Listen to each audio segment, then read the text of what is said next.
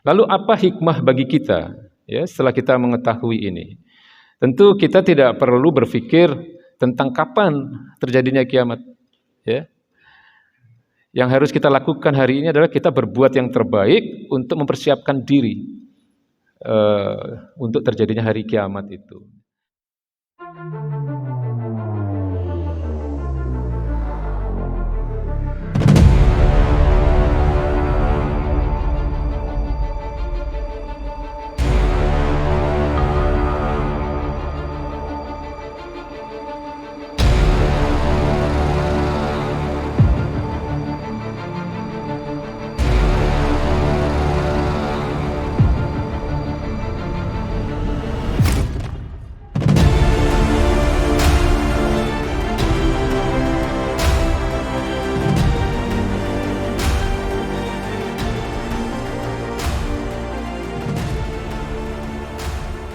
Kiamat. Maka kiamat itu tidak akan terjadi sebelum kekhilafahan ini akan tegak kembali. Ya, kekhilafahan ini akan tegak kembali, lalu kemudian akan terjadi alamatul kubronya itu akan terjadi nanti. Ya, kalau kita lihat dari beberapa hadis itu. Apa saja alamatul kubro itu? Nanti akan ada yang disebut dengan Imam Mahdi. Jadi Imam Mahdi itu nanti adalah salah satu khalifah. Ya, jadi kekhilafan yang nanti akan ada itu kan nanti ada khalifah pertama, khalifah kedua, khalifah ketiga dan seterusnya. Dan wallahu alam kita tidak tahu dan tidak disebutkan dalam hadis khalifah keberapa nanti yang merupakan Imam Mahdi itu. Dalam rangka apa? Dalam rangka untuk menghadapi Dajjal. Karena nanti juga ketika khilafah telah tegak nanti akan ada Dajjal akan turun. Ya, yang melakukan kerusakan dan seterusnya, yang menipu dan seterusnya. Ya, kemudian, nah di masa-masa kekhilafan ini juga lah nanti Roma itu akan ditaklukkan. Ya, kemudian Nabi Isa akan diturunkan kembali. Ya, Nabi Isa akan diturunkan kembali untuk apa? Untuk menghancurkan salib-salib. Nabi Isa akan diturunkan kembali untuk menjelaskan kepada orang-orang Nasrani yang menyimpangkan akidah yang pernah dibawa oleh Nabi Isa alaihi salam. Ya, beliau menghancurkan salib-salib, kemudian beliau nanti akan menghadapi kelompok yang disebut dengan Ya'juj wal Ma'juj. Ya, jadi kalau akan datangnya bangsa yang disebut dengan Ya'juj wal Ma'juj ini di Quran ada, ya dijelaskan di Quran. Tapi mengenai bagaimana ciri-cirinya dan seterusnya ini adanya di dalam banyak hadis. Jadi situ digambarkan bahwa Ya'juj dan Ma'juj ini adalah dua bangsa yang berasal dari timur. Timur itu berasal dari Asia. Ya, yang digambarkan di situ ciri-cirinya bermata sipit. Ya, ada itu dalam beberapa hadis bermata kecil, ya, bermata sipit, kemudian berhidung pesek, kemudian berkulit kemerah-merahan, yang mempunyai sifat yang sangat-sangat merusak. Ya, itu dijelaskan dalam beberapa hadis ya. Jadi mereka adalah orang-orang yang punya sifat merusak, jahat, sadis, bengis. Pokoknya seluruh sifat-sifat jahat itu ada di dalam bangsa ini, kedua bangsa ini, Ya'juj wal Ma'juj ini. Nah, nanti yang akan menghadapi mereka itu adalah Nabi Isa dan termasuk juga Imam Mahdi. Ya. Dan umat Islam akan dimenangkan dalam peperangan itu. Bahkan ada di dalam hadis yang lain disebutkan bahwa nanti mayoritas pengisi neraka jahanam itu adalah kelompok mereka ini, kelompok Ya'juj wal Ma'juj. Ya. Bahkan digambarkan perbandingannya itu adalah 1 dibanding 999. Jadi yang 999 ini ya, di antara 1000 penghuni neraka itu 999-nya itu adalah kelompok Ya'juj wal Ma'juj ini. Itu dijelaskan di dalam beberapa hadis. Ya. Lalu kemudian Nabi Isa itu nanti beliau akan menikah. Ya. Kemudian beliau setelah beliau wafat, nah itulah sudah akan semakin dekat terjadinya kiamat itu, yaitu akan terjadinya gempa, ya, gempa yang terjadi di berbagai belahan bumi, dan kemudian matahari akan terbit dari barat. Ya, matahari akan terbit dari barat. Kemudian nanti umat Islam, ya, atau yang disebut dengan orang-orang yang beriman itu nanti akan diwafatkan oleh Allah Subhanahu wa taala terlebih dahulu sebelum terjadinya kiamat itu sendiri. Jadi akan turun satu di sini disebutkan kabut, ya, dan kabut itu berupa angin yang sepoi-sepoi gitu, ya. Kemudian orang beriman akan diwafatkan semuanya, tinggal orang-orang kafir, ya, tinggal orang-orang jahat yang ada di dunia pada saat itu. Maka saat itulah akan terjadi yang disebut dengan hari kiamat, ya, atau berakhirnya dunia. Maka disebut dengan yaumil akhir, ya. Kemudian manusia akan dibangkitkan, maka disebut dengan yaumil qiyamah, ya. Manusia akan dibangkitkan. Kemudian manusia akan dihitung amal perbuatannya selama di dunia, ya, maka disebut dengan yaumil hisab, ya. Yaumil hisab itu hari perhitungan, ya. Nah, kemudian akan dilakukan apa yang disebut dengan pembalasan terhadap amal-amal perbuatan manusia. Maka disebut juga dengan Yaumiddin, ya, seperti yang ditanyakan Ustaz Jailani kemarin.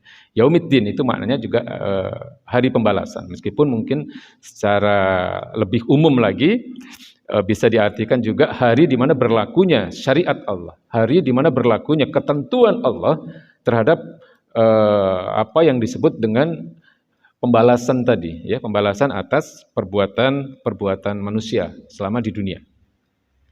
Ya, jadi itu kurang lebih tanda-tanda yang disampaikan dalam beberapa hadis, meskipun hadis-hadis ini tidak sampai derajat mutawatir, ya, tetapi minimal yang ada di dalam kitab ini hadis itu derajatnya itu sampai kepada hasan, Pak.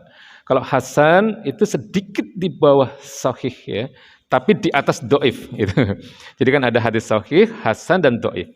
Jadi minimal hadisnya hasan. Kalau hadis hasan dan hadis sahih itu disebut dengan hadis-hadis yang makbul. Hadis makbul itu hadis yang masih istilahnya yang bisa diterima sebagai dalil, ya.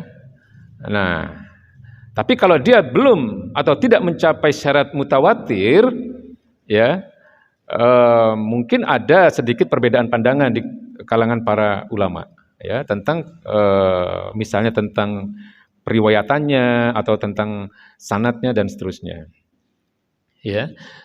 Tapi kalau dia sudah mencapai derajat sahih atau minimal hasan, itu sudah merupakan informasi yang sangat kuat juga, ya, yang sudah bisa diterima sebagai informasi atau sumber informasi yang kuat, ya. Itu yang merupakan hadis-hadis yang terkait dengan tanda-tanda terjadinya kiamat.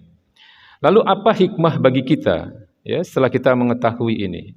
Tentu kita tidak perlu berpikir tentang kapan terjadinya kiamat, ya. Yang harus kita lakukan hari ini adalah kita berbuat yang terbaik untuk mempersiapkan diri untuk terjadinya hari kiamat itu. Jadi suatu ketika ada seorang tua bertanya kepada baginda Nabi besar Muhammad SAW. Dia bertanya kepada baginda Nabi, "Ya Rasulullah, mata as-sa'ah?" Ya Rasulullah, kapan terjadinya as-sa'ah? As-sa'ah itu hari kiamat maksudnya. Ya, kemudian Nabi bertanya kembali kepada orang tua tadi, "Wa ma'adatta laha?" Apa yang sudah kamu persiapkan untuk hari kiamat itu? "La syai' ya Rasulullah." Tidak ada yang aku persiapkan. Ya.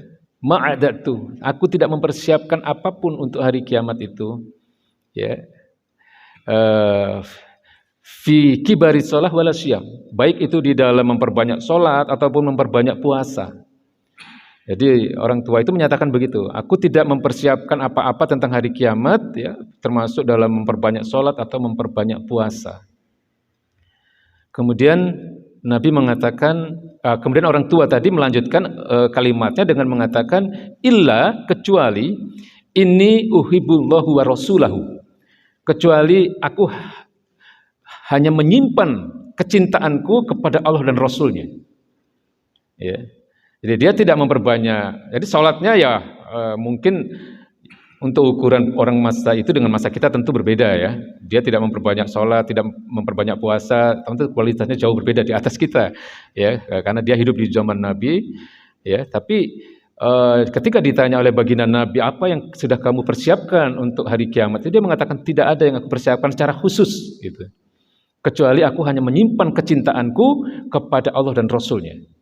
Kemudian Nabi mengatakan fa'anta ma'a man ahbabta, maka engkau akan bersama dengan orang yang engkau cintai, gitu Pak. Jadi kecintaan seseorang kepada baginda Nabi itu nanti akan mengantarkan orang itu di akhirat, insya Allah itu akan bersama-sama baginda Nabi besar Muhammad SAW nanti. Amin ya rabbal alamin. Ya, di jannahnya Allah Subhanahu Wa Taala. Ya. Jadi sekali lagi yang saya katakan bahwa hikmah dari pemahaman kita tentang tanda-tanda terjadinya kiamat ini, kita ambil hikmahnya adalah bahwa ya memang tanda-tanda kiamat itu sudah banyak terjadi, terutama yang alamatus sughronya ini ya, tanda-tanda kecilnya. Ya, apakah sudah dekat? Para ulama itu mengatakan kullu ma huwa atin qarib. Ya, apapun yang pasti terjadi itu dekat. Harus dianggap dekat, Pak. Ya, kiamat itu harus kita anggap dekat karena dia pasti terjadi. Dan kita juga nggak tahu kan kapan kita meninggal, itu kan kapan kita wafat. Ya, jadi persiapkan yang terbaik untuk menghadapi kematian itu sendiri, karena kematian itu juga merupakan kiamatus sughro, ya, kiamat kecil bagi seseorang. Ya, jadi kecintaan seseorang kepada Allah dan Rasulnya itu akan menghantarkan orang itu ya untuk nanti insya Allah akan bersama-sama baginda Nabi besar Muhammad SAW. Tapi tentu sebagaimana yang pernah saya sampaikan juga bahwa kecintaan kita kepada baginda Nabi tentu tidak cukup hanya dengan kata-kata, tidak cukup dengan klaim, ya, tidak cukup dengan pernyataan. Saya cinta kepada baginda Nabi besar Muhammad SAW, ya. Tapi tentu harus ada pembuktiannya. Nah, pembuktiannya apa? Ya minimal mencintai sunnah-sunnahnya. Meskipun kita tidak bisa melaksanakan seluruhnya, karena tidak mungkin kita bisa melaksanakan seluruhnya, Pak. Ya, karena kapasitas baginda Nabi itu mencakup kesempurnaan sebagai seorang rasul, ya. Beliau seorang kepala negara, beliau seorang ya jelas bahwa sebagai nabi beliau adalah pendakwah yang luar biasa, ya, pemimpin politik, pemimpin pemerintahan, pengusaha yang sukses dan seterusnya. Ya, tentu tidak mungkin untuk bisa diikuti, ya, diikuti seluruh sunnah-sunnahnya. Tapi minimal kecintaan kita kepada sunnah-sunnahnya. Jangan pernah menolak, jangan pernah menentang apa yang menjadi sunnah-sunnah beliau. Ya, wa ma atakumur rasulu fakhuduhu wa ma nahakum anhu fantahu. Ini firman Allah Subhanahu wa taala dalam surat Al-Hasyr ayat 7. Ya, apapun yang diberikan oleh Nabi ambillah, dan apapun yang beliau larang tinggalkanlah. Ya, artinya kalau sekarang mungkin tentu tidak bisa kita melaksanakan seluruhnya, tapi kecintaan kita kepada sunnah-sunnahnya itu, ya, termasuk saya harus katakan sekali lagi, menegakkan syariat Islam itu sunnah beliau yang terbesar itu. Ya, jadi jangan sampai ada di antara kita menolak syariat Islam, Pak. Jangan sampai.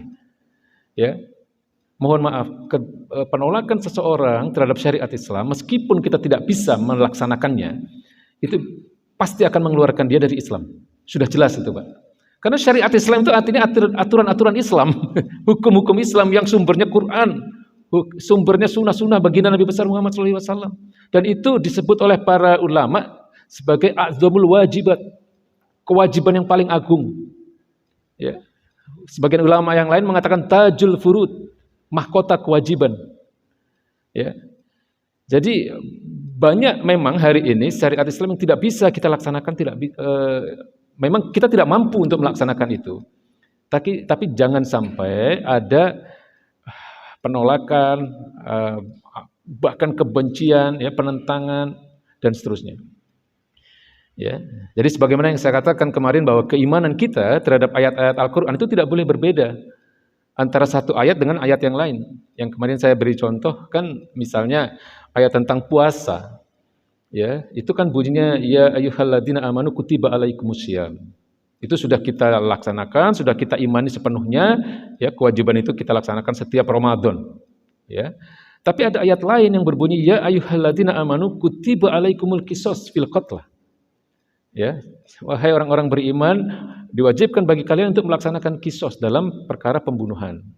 Ya, kisos itu hukum Islam, ya, yang hanya bisa dilakukan oleh sebuah negara yang menerapkan syariat Islam. Ya, tentu organisasi, apalagi perorangan, ya, jamaah, partai dan seterusnya tidak bisa melaksanakan itu.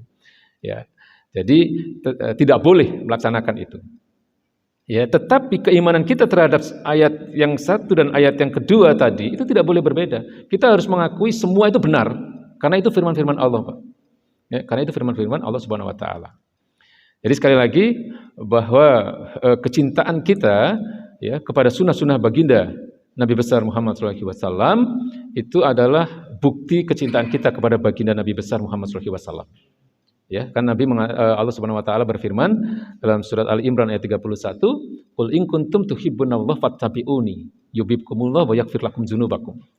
Katakanlah Muhammad kepada umatmu, jika kalian mencintai Allah, ya, ikutilah aku, maka Allah akan mencintai kalian dan Allah akan mengampuni dosa-dosa kalian.